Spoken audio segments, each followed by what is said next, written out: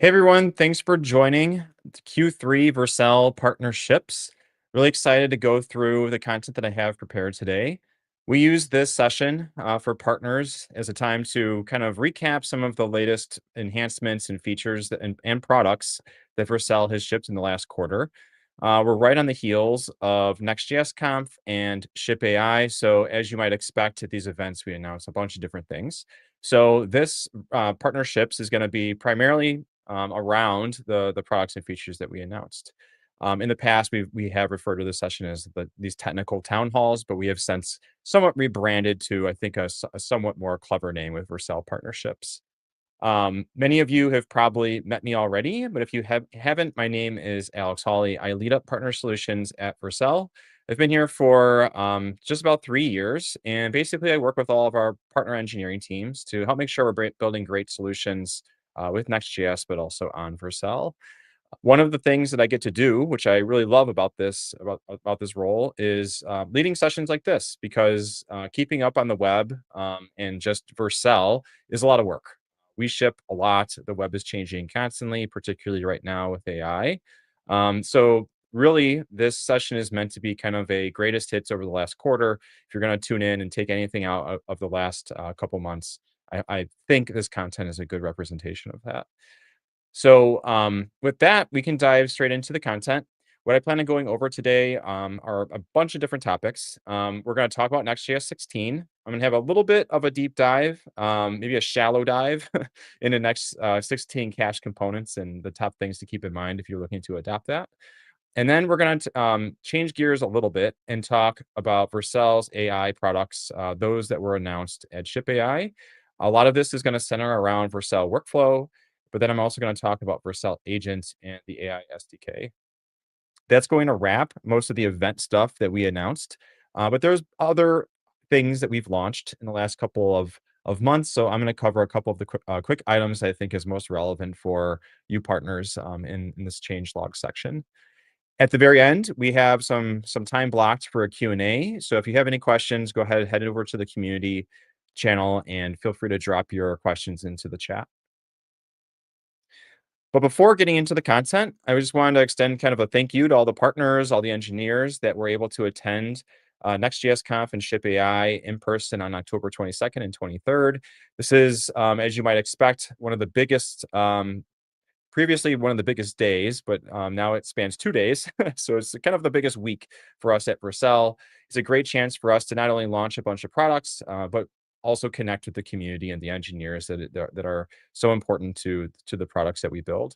I was there myself in person. It was great connecting with many of you that were there. I love not only getting the feedback on the products that we announced, but also just getting to talk about the projects that you're building on Next.js and Vercel, and kind of hearing some of the friction that maybe you're encountering, as well as the things that are working really well, as that helps inform me for sessions like the one that I'm running right now. So with that, let's jump into the content. So the first thing that I wanted to go through, as you might expect, is Next.js 16, which was announced at Next.js Conf. Next.js 16 has a bunch of different features and enhancements that were rolled out, some of which were available in a beta, kind of like a week prior to Next.js Conf. And I'm going to cover some of the details, but I'll be posting kind of throughout this presentation a number of QR codes that you can use to view the docs or view the announcements as I go. What I'll cover are the main things to note with Next.js 16 that I'll be talking about are cache components, the dev tools MCP, TurboPack stability.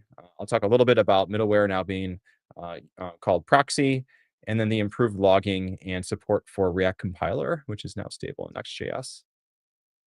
But really, I wanted to take kind of the bulk of this time that I'm talking about Next.js and talk about cache components. This is what I'd say is kind of like the standout feature. This is a huge ship that we've made to Next.js. And cache components is really all about providing explicit and flexible caching control to you when you're building with Next.js. This is a new approach to rendering and caching. And again, this is about providing kind of fine-grained control over caching. There's a kind of a new cache API that I'm a huge fan of. If you have followed Next.js releases and experimental features for the last year or so, a lot of the concepts of cache components are going to be familiar because it's really kind of like bringing together partial pre-rendering or PPR and use cache. And the goal here is to provide the optimal performance for the end user while enabling dynamic functionality and components for that experience. This diagram to the right, again, if you've followed Next.js at all over the last couple of years, you're probably sick of seeing a diagram like this, which is just showing that there is with partial pre-rendering, you can have a static shell. It's kind of represented by this purple outline. And then you can annotate or define these pockets on your app that can be dynamic. And this is where you can have dynamic functionality that's streamed to the user, bringing together kind of dynamic and static performance. These features are now GA. They're generally available, but they remain opt-in. So you can upgrade to Next.js 16, take advantage of all of the other features and enhancements that Next.js 16 brings. And then when you're ready, you can opt into cache components and begin moving your components and your pages over to it. Now, another key thing that I want to highlight that I have that I have a demo for and a template and a reference for you as part of this is there's an updated set of cache APIs, specifically cache tag and revalidate tag, as well as an update tag, which is a really powerful new SDK or API for caching in Next.js, which is going to give you what I just call kind of like surgical control over exactly what you want to cache and exactly what you want to revalidate. At this point, I hope the days of us blasting an entire page cache away via revalidate path I hope are behind us, although I'm sure there's still use cases for it. I have a demo kind of showcasing how you might have a really content-rich site and you change content that's spread across multiple different components. And with cache tag and revalidate tag, it now becomes a lot easier to revalidate that and have those marketers be happy because they're seeing their content update as soon as they click publish. So before I get into some of the technical details, just really quick, if you want to enable cache components, again, it's generally available, but you have to opt in. So go ahead, once you've upgraded to Next.js 16, go into your next config and you can set the cache components flag to true, and then you're going to be off to the races.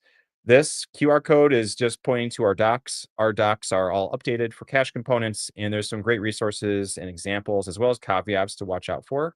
So if you are adopting cache components and really leaning into to make it part of your production application, I strongly recommend go take a look at the docs. It won't take too long, and you'll learn a bunch just by parsing through it. So with that, let's talk about how to actually use cache components. So let's assume that you have Next.js 16, you opt in, and you're ready to start leveraging the benefits of cache components. When you enable cache components, there's going to be a couple kind of requirements that Next.js is going to ask of you to make sure that you implement with your components so that it functions correctly. And the reason for this is you can think of cache components as kind of being um, or not being as defaulting Next.js into the state of partial pre-rendering.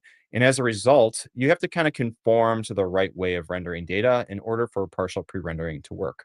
And the gist is you need to, again, annotate these pockets across your application that should be dynamic. So the Next.js knows that everything else that's not annotated in that way can be a static shell that's served immediately to the user. So an extremely fast page load for the user, and then all the dynamic behavior kind of loads for them after that data or that logic runs. So one of the first areas that you may look at when you're adapting cache components for using suspense and annotating that it should be dynamic is when you're using runtime data. When I refer to runtime data, I'm specifically talking about if you're using cookies, headers, params, or search params. If you're using any of these APIs, it basically requires that you have the request available to you. Therefore, it is dynamic.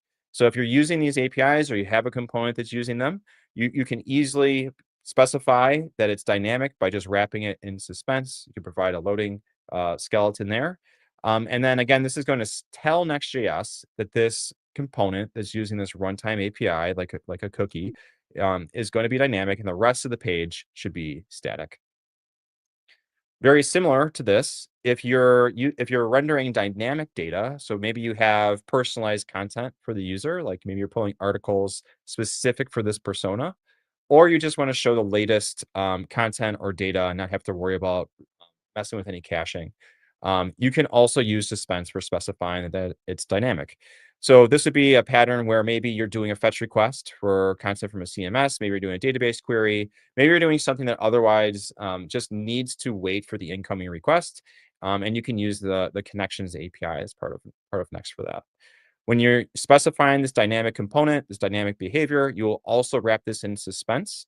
An example of this is on the code snippet to the right here, where we have a page and we have this dynamic content component, which is at the bottom. It's doing a fetch out to the CMS for posts.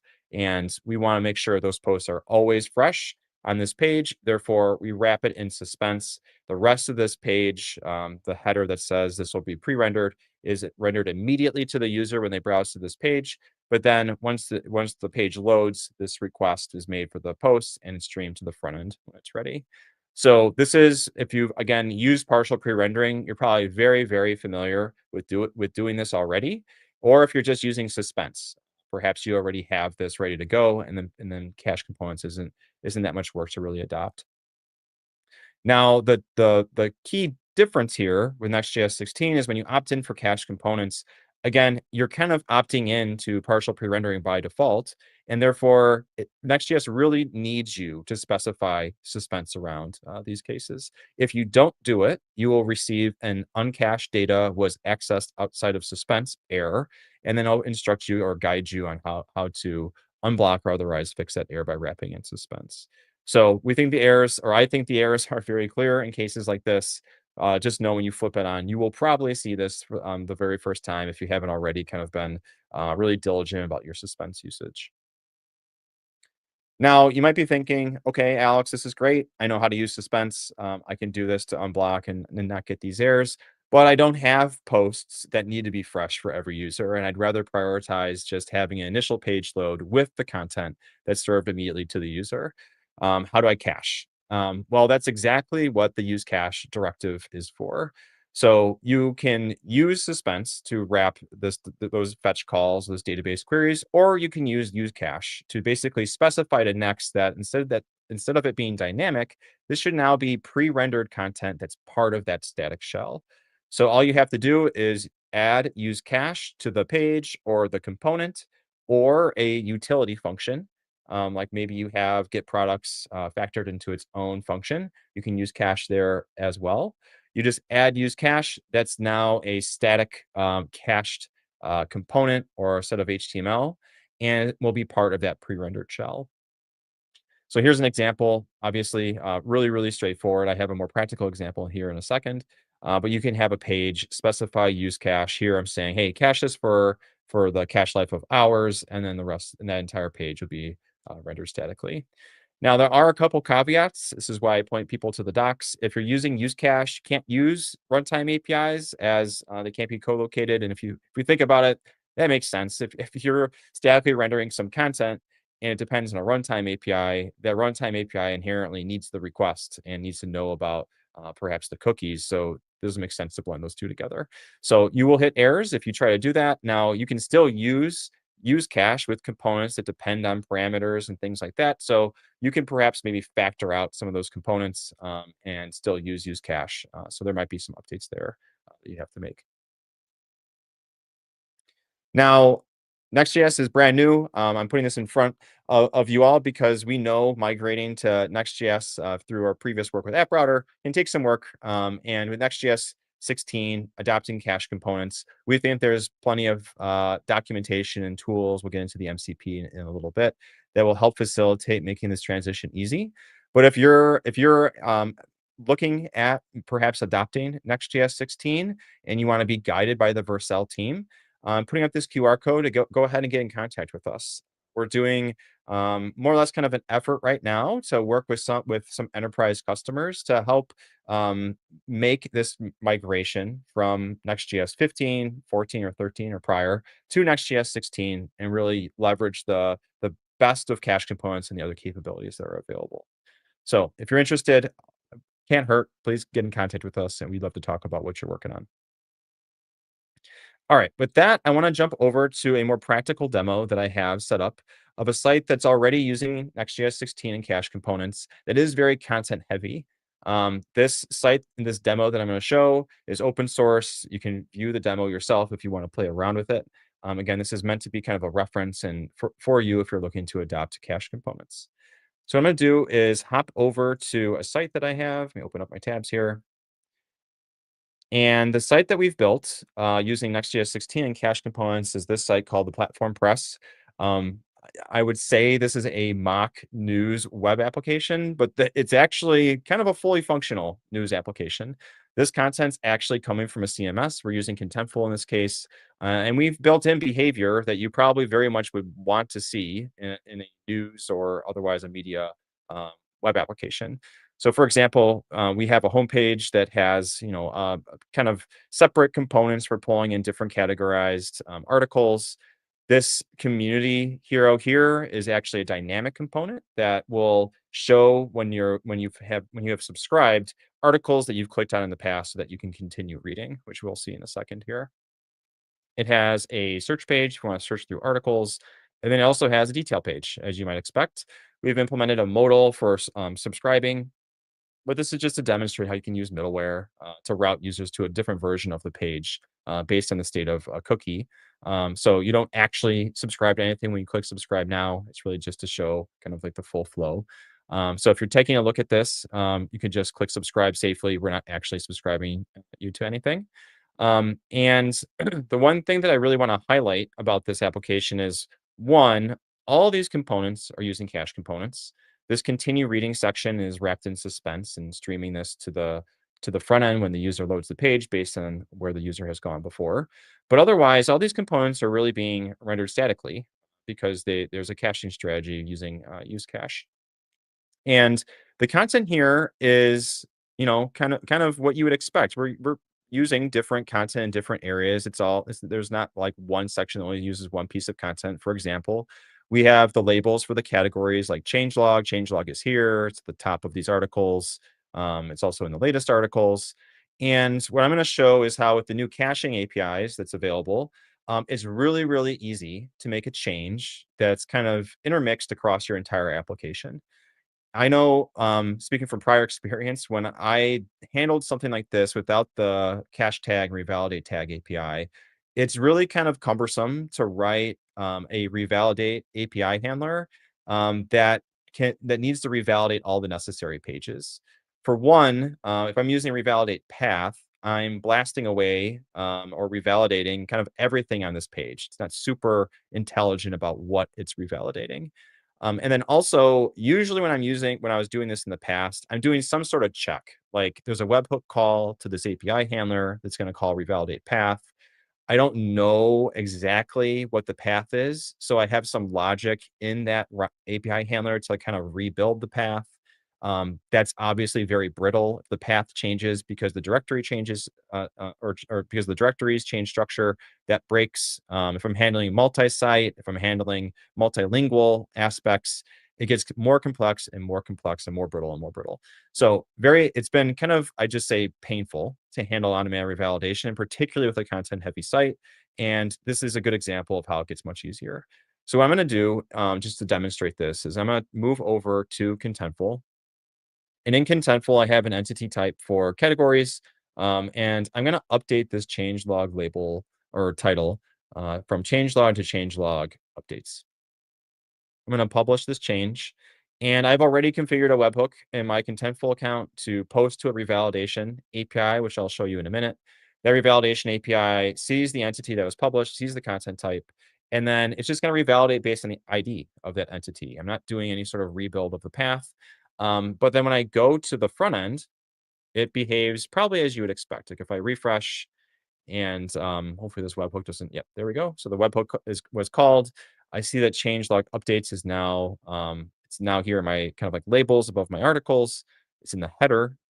If I scroll down, we can also see it's updated kind of across these other articles too. So the result to the user, which is this updated page, is the same as if I was using revalidate tag or revalidate path. But I only have really revalidated these individual components that relied on the category. So what I'm going to do now is jump over to the code base so you can see what this implementation actually looked like. So flipping over, let me open up my tabs again here. So flipping over to GitHub, you flip over to the Contentful branch. So here is the hero section as implemented from what you saw at the top there, where I have that featured article with the image and then the other ones to the side. So you can see here in the hero section, I'm using use cache. I'm in fact actually using use cache remote, which takes advantage of the Vercel data cache, which makes this more performant for other users that are viewing this application. I'm setting the cache life to max because I can do that because I have on-demand revalidation. I don't need to really for this component rely on a time interval as well. I do my fetches for content from Contentful. In this case, it's all kind of factored into this get articles call. I get the top featured article, that's the one that has the image, and then I get these secondary articles, which are the ones to the side. Now, after this, I kind of have all the content that I need to render. Before I render that, I'm going to go ahead and then just drop a call to my cache tag. And I'm providing an array of or a list of strings that I define. You can see I have a couple in here that are just pretty broad. So I have article all, article list. Article all here is meant just as like a catch-all in case I wanted to purge everything, all articles across the app. I have a tag to do that. I have article list where maybe I just want to update the article list because maybe the sorting logic changes or something like that. But then I also have to change or revalidate when the categories change because maybe I add a new category or maybe add a new article to a category and that may impact that listing on the homepage. So in any case, I set my cache tags. And what's like really, I think, logical about this, but wasn't previously possible is that I'm obviously doing this after I got my content. Prior to this, without using cache tag, I never was really able to do this. I had to I was maybe just doing a raw return of my content and rendering it because I never had this capability of setting the cache tag after the return of the content from the CMS. Hence why I'm using revalidate path in kind of like the previous state. So this is really, really nice. I can be really intelligent about how I cache or set my cache tags. I'm not providing a path in here. I'm providing an ID, which is more reliable for me anyway. Now on the article detail page, it's very much the same. I just get my article by slug and I set my cache tags after it. So very logical, what you would probably expect here. And then in terms of revalidation, if I go to API/revalidate/route, this is the route handler that handles the revalidation call from the Contentful webhook. This does some initial work of making sure that the service that's calling it is valid and authorized. But then after that, I'm just doing a check. Hey, this content type that's coming from Contentful, if it's an article, we're going to go ahead and just revalidate article colon the ID of that article. And just broadly any article list because articles are changing. And likewise, we do the same thing for category. I'm not doing a lookup of the path. I'm not rebuilding a URL, handling multilingual or multi-site functionality because I've tagged everything based on ID, something that probably doesn't change and depend on the site structure or the application sitemap. So that is the demo and basically how this is implemented. If you want to use this or reference this yourself, we have this all available in GitHub. You can access the demo itself at the platformpress.vercel.app. I will note the main branch, and also this is the link to the GitHub repository. I'll note that the main branch is basically agnostic. There's no CMS really hooked up. We have a CMS file kind of in the lib directory that's just servicing static articles. But we have a Contentful branch that has the actual implementation for Contentful. The README in that branch also includes a package where if you want to just run this on your own instance, you can download the export of the articles there and you're off to the races with the exact same version that you see here. So strongly recommend you check it out if you're looking at cache components. I know this is a news media website. You're probably not building this for building a news media website for fun, but I think this is a good baseline that you could follow if you're building your own application. All right, let's jump back to the full or the rest of the content here, taking a step away from cache components. So another feature that was announced in Next.js 16 was the DevTools MCP. This is basically a tool that allows your coding agent that you're probably coding with today to access your application and be very meaningful about the edits and awareness that it has about it. This MCP is going to provide error detection both in the build and runtime logs of your application. The tool will let you or will let the agent have live state queries, so it can actually inspect the state that you have for your Next.js application. It can also inspect the server actions and component hierarchy, so it has kind of like a full picture of how your app is working. And then it can also access your development logs, both on the server and the console. There are several tools that can be called by the MCP that are really, really useful. It has access to the Next.js knowledge base tool. And then there's migration upgrade tools. So maybe you just don't want to listen to anything that I said today about cache components. That's fine. Use the MCP and let it rip and see how it does migrating your site over to cache components. I think it would actually do a pretty good job. And then it has also access to a Playwright MCP for actually verifying pages in the browser. If you want to use the MCP, really, really straightforward. Just make sure you're on Next.js 16, and then you can add the Next DevTools MCP to your .mcp.json file at the root of your project. Next, one that's really, really exciting, really excited to see this to ship for production, is TurboPack is now stable, both for development and production builds. It is now the default bundler for all new Next.js projects. Production builds are 2 to 5 times faster, and fast refresh is 10 times faster, or up to 10 times faster. So if you're starting a new project, you're going to already capture the benefit of TurboPack stability. If you have an existing project, definitely check it out. I think it's worth probably flipping over to it given the performance benefits here.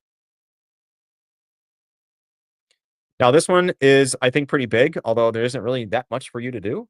Middleware is now called Proxy. Specifically, Proxy TS is going to replace Middleware TS. We did this to make it very explicit that there's a network boundary whenever you're working with middleware.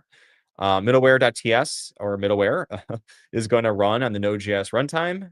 Though if you still want to use the Edge runtime, you can still take advantage of it with middleware.ts.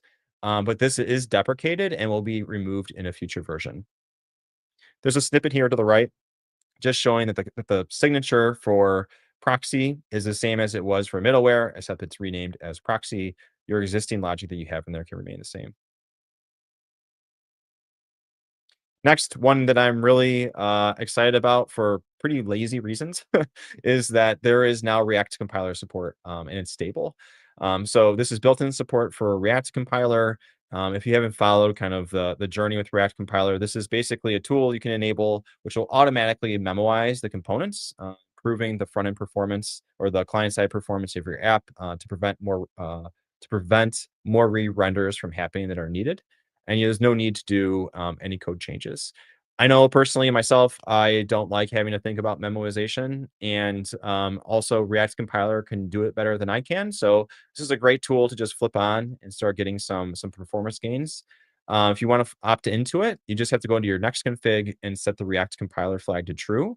And otherwise, just make sure that you have the latest version of React compiler installed. Now, there's much more to Next.js 16. I'm not going to hit it all in one session. But across the board, I definitely recommend checking out the full details. We've improved the developer experience with better logging. TurboPack is going to continue to iterate and improve. We have file system caching in beta, which might be worth checking out if you're interested in that. If you want to run Next.js maybe somewhere that's not Vercel, we have the build adapters API, which is announced in alpha. And then we also have enhanced routing and support, and now supporting React 19.2. So the full details are here. So if you have any questions, also feel free to reach out to me directly or with the email alias that I'll have up at the end of the presentation here. All right, so changing gears, that was a really, really fast crash course through the Next.js 16 features that were at Next.js Conf, but now let's talk about Chip AI. We announced, again, more products, and I'm going to highlight 3 of them that I will say are all fairly distinct in how you would use them, but all in the AI space, and I think they're all really, really great to know about, because if you're being asked to build an agent, if you're being asked to build anything that's leveraging AI, this is where I would look first. And the first item that I'm going to talk about here is the workflow development kit. So the workflow development kit is made to basically make building apps and agents that maintain and persist state really, really easy.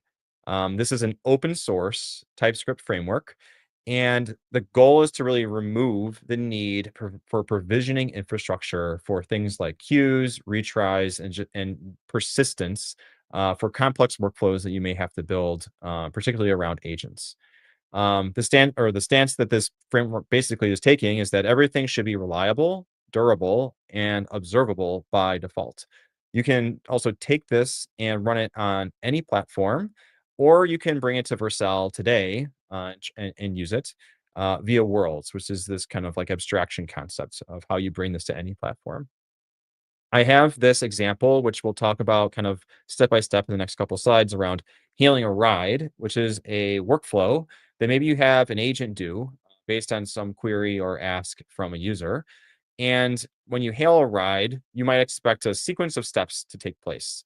You want to validate that the ride request, you want to assign a driver, you want to notify the rider, you want to create a receipt at the very end. Each of these steps probably depends on different external services. Those services are not guaranteed to always be around or perform correctly. Therefore, you may want some resiliency there or some retry behavior, or you just want to wait on confirmation from these services. And I think in just describing that, you can understand there's a lot of pitfalls and traps that you might fall in that makes this really, really tough to do. And notably, what I haven't mentioned yet is that now with the workflow development kit, you can use the use workflow directive at the top of this kind of hail ride function that I'll walk through, which basically is going to indicate that this should be a reliable, durable workflow that can pick up at any given step that you implement along the way. Pick up or resume, I should say. Now, how this works is basically, I think, annotated pretty well in this diagram.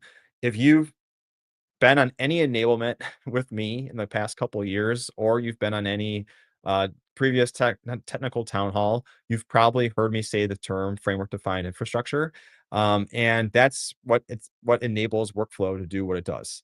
So the idea here is that we want engineers that are implementing these complex workflows to just implement your business logic in the language that you probably like, which is JavaScript or TypeScript. You implement your business logic, and then if you use or follow kind of the standards that workflow has and ship on Vercel, you will take advantage of framework defined infrastructure. Vercel will look at your app, it will see how you implemented your workflow, and then for you, it will provision a queue, Vercel functions, or storage in order to make this workflow persistent and reliable. So same thing that we do for generally hosting front-end applications, but here in this case, it's more of a back-end application that we're provisioning for you. Now, going back to kind of the example that we have, when you use workflow, you have to then also use functions that are going to do this work that is going to be reliable and persistent. How you do this is by using the use step directive, and this is going to define that the work in that function should persist its progress and enable kind of doing retries. Should something happen, or deliberately you want to come back to that later? This is going use step is going to annotate that that function should have an isolated API route, and it's going to record the inputs and the outputs, so we can deterministically kind of replay everything if a crash occurs.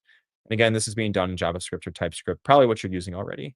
So this example that we have with the hail ride is we have this validate ride request that receives a use step to make this a persistent unit of work, gets an API route, and then we do the same for assign driver, notify writer, and create receipt.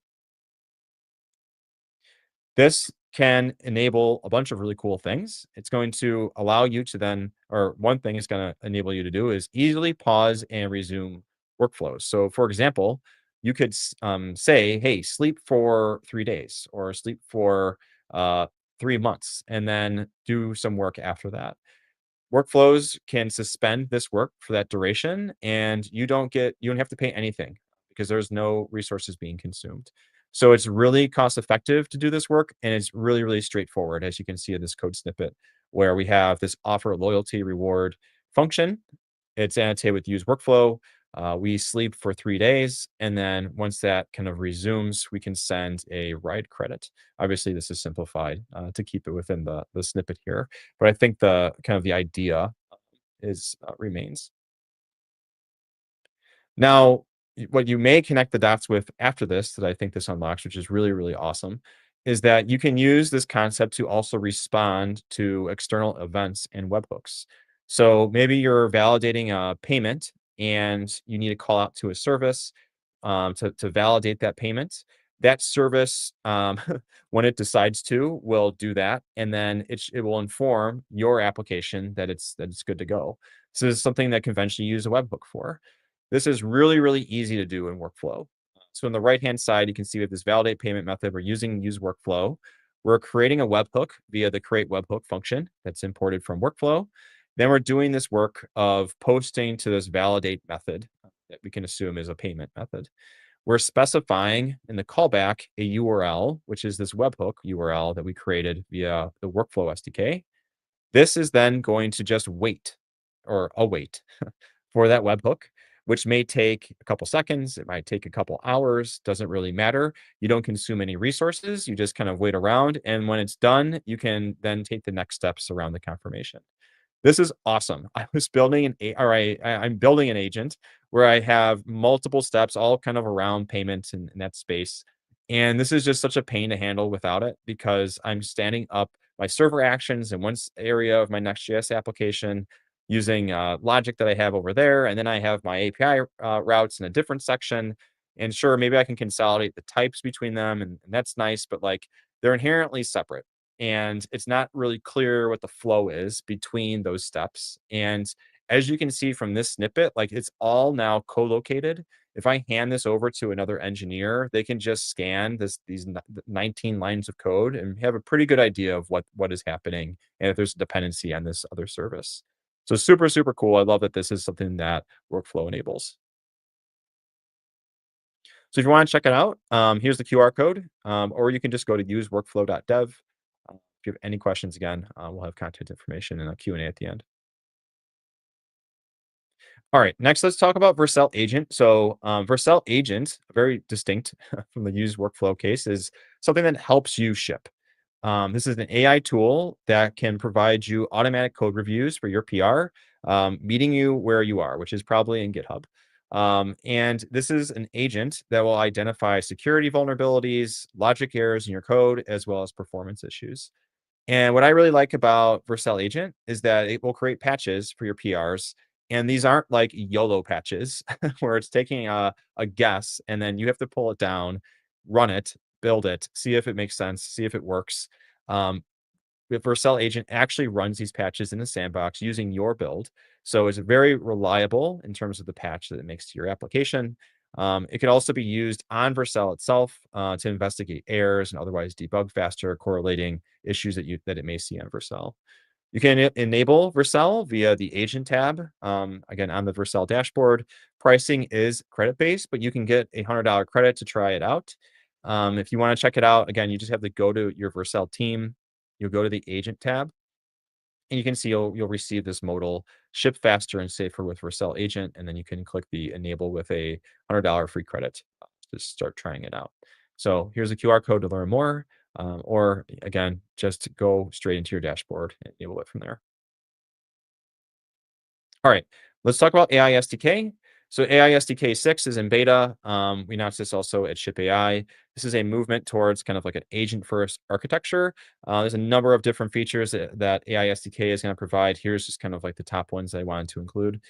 First is it will provide kind of like native or primitive for controlling tools to be executed based on a human in the loop approval. That's what the snippet on the right is. So you may have a tool call that you're using with the AI SDK. And the tool call should really require approval by a human in some cases. You could perhaps just flag this as true, or you could have a function that returns a condition. In this case, if the amount is greater than 1,000, and if that's true, then it will have to go through a human approval flow. I didn't include the full snippet here because this is just a slide. But if you want to see what the UI would look like for that approval, you can go ahead and go to the AI docs, and you'll see it from there. There's also a new agent abstraction and interface that you can use to basically create agents with the AI SDK as like a first class citizen, making it really easy to kind of move these agents around or reuse them as you see fit in your application, which I'll have a snippet of in the next slide. And then also with the AI SDK 6, you can generate now structured data alongside tool calling. which is really useful. You're not just limited to kind of doing that with like generate object. Here's an example of a uh, agent that's provided out of the box in AI SDK 6. This is the tool loop agent, which encapsulates some logic for just looping if you use this agent. For example, this is a weather agent being created with it. And with the tool loop agent, it will loop by default for 20 steps before returning if it doesn't otherwise solve this or answer this question. So this is, I think, a useful abstraction for you to have. But I think the thing that's really cool about this and why I'm showcasing it is if you want to build your own agents in this way, you can use this interface now. And it is just the agent interface. And for your custom use cases. So maybe you have like an orchestrator agent that delegates work to sub agents. You can create an orchestrator class that implements this agent. You implement everything that you need about this. And now this is something that's encapsulated, very maintainable, probably very easy to understand for engineers on your team. Hence, this is making your application more maintainable. So this is great. Just my background, kind of coming from object-oriented programming, just likes to see classes being used. So I think this is really awesome. As you probably expect, here's the QR code to go to the docs. This is a link directly to the beta docs. Again, AI SDK 6 is in beta, but we're always looking for feedback. So send that our way if you have it. All right. We're in the end game of this session. That was all the announcements that I wanted to cover for Ship AI and Next.js Conf. But there's a couple remaining items here in the change log that I wanted to highlight since we're always shipping, not just for our conferences. The first one that I wanted to get in front of you all are bulk redirects are now generally available. It occurs to me that this might be a very like Alex specific thing that I'm getting in front of you because I've been just working a lot with different customers and partners on redirect management. I know kind of the reality is like everyone wants to work on the Greenfield Next.js application, but the reality is that most of us are doing migrations. And we might be doing migrations of an application that's really 10 years old, and you've probably accrued tens of thousands of redirects that you have to maintain, which is obviously a huge pain. So I've worked on integrations on this in the past, and I love that this is now a generally available feature on Vercel for managing bulk redirects. Bulk redirects on Vercel supports more than 1 million static URLs per project. Out of the box, Enterprise is going to allow you to have 10,000 redirects included per project. And then if you want to have more, it's $50 a month per 25,000 redirects. You can import CSV or JSON into bulk redirects on Vercel and then manage them from there. If you are doing this at all, I highly recommend checking this out. Kind of goes without saying, but if you use bulk redirects on Vercel, you're kind of getting the most performant way of doing redirects for your project and your application. Micro front ends is now generally available. This is particularly kind of a hot topic with enterprise customers that are looking at micro front ends. The gist here is if you have a really, really, really large application, your kind of like merge queues and your builds might be a nightmare with teams trying to sequence the right way to merge and release their changes. With micro front ends, you can now split off sections of that huge application into standalone applications, allowing those individual teams to just focus on the area they're responsible for, ship when they need to ship, and they don't have to keep as much context in mind whenever they want to release a change. So the micro front ends alone could be probably an hour-long demo and overview of how to use this and why Vercel makes this great. But the gist here is that Vercel has native handling for micro front ends, so it actually compose your large app of these smaller apps for you so that the end user has no idea that this is really comprised of multiple front ends. There's no performance downside when they route around between these different apps. You get 2 micro front end projects included by default with your team, and then after that, it's 250 per project per month for your separate front ends. Another one that I think, is top of mind for me because 'cause I've been spending a ton of time, looking at observability and the logs, particularly as we were building that platform press demo. But caching details are now available in the runtime logs, so you can go to any kind of given request in your logs, click on it, and you'll see Vercel's CDN or CDN, or sorry, you will see the details of how Vercel's CDN served the cache content. it will list your cache tags, the revalidation reason, as well as the cache key. So if you're adopting cache components or you're using the use cache API, this is huge if you want to figure out how it's working after you've deployed it. AI chat is also available in the Vercel docs. I've been using V0 for the longest time, basically as a proxy to our docs. So I love that now you can just go to vercel.com/docs. You can click the Ask AI button at the top and then just ask the question that you have. The responses that you'll get can also be copied into Markdown. You can paste that into other agents or to other humans that you want to provide the context to. So super useful. Something I definitely recommend checking out instead of just going straight to V0, although you can still do that. We've expanded role-based access control for enterprise teams. We now support multiple roles per user. There's a new security role for compliance settings and other security settings. We also have granular capabilities that you can enable in addition to setting team and project roles. There's also a number of extended permissions around managing projects, deployments, and environments. So this is probably one of those things where you care a lot about this because you're managing it, or you're an engineer on a team and you aren't really aware. But if you are managing your teams, I definitely recommend checking this out.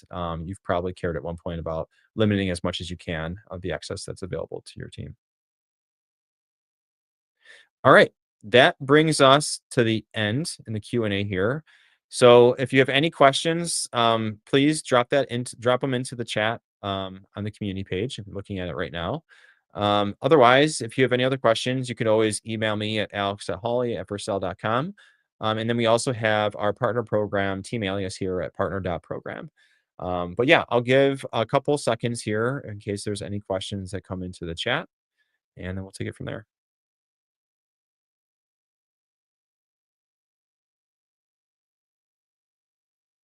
I guess while I wait, one question that I had earlier was around supporting other CMSs with the platform press example.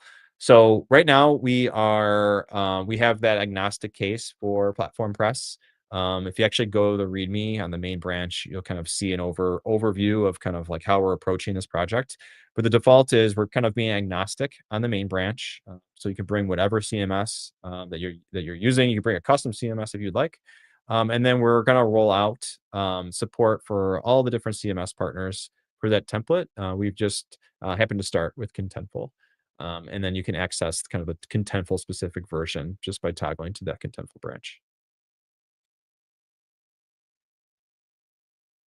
All right. Well, I don't see any other questions in the chat. So we'll call it here. But again, if you have any questions, please feel free to reach out to me. Contact information is here. But I'll see you in the next one.